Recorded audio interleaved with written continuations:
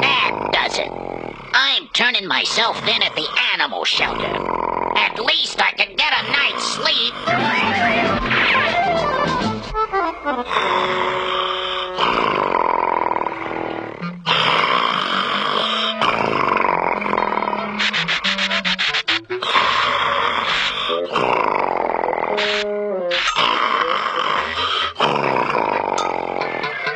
Oh, dear, I'll never get to sleep with Fred snoring like that. Fortunately, Pebbles has a set of earmuffs. At least she can rest. Maybe if I stuff this orange in his mouth, it'll stop his snoring.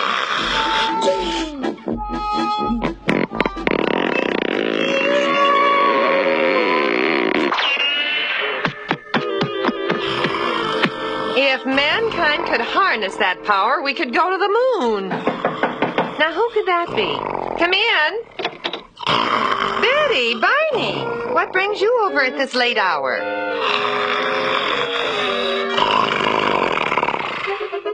What else?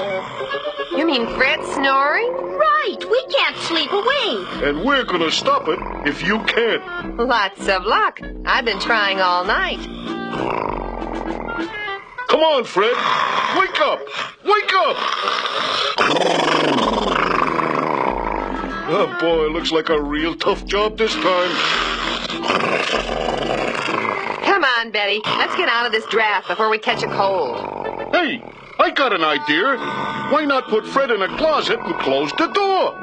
Won't that be uncomfortable? Not for us. Life with Fred must be like living in a wind tunnel.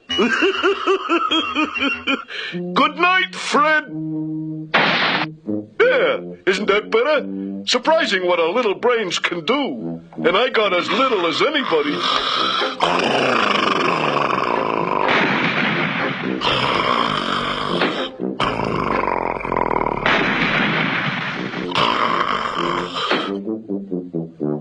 Next idea coming up.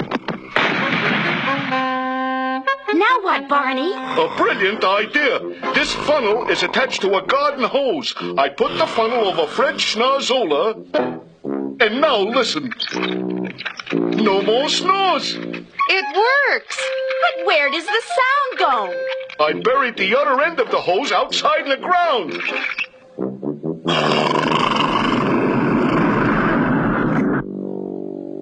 Harriet, will you turn over? You're snoring again. Thanks, Barney. Now I can get back to bed. Yeah, good night, Wilma. Good night.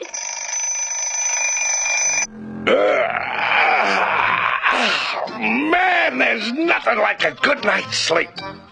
Hey, how about that? We stopped the snoring just in time to get up.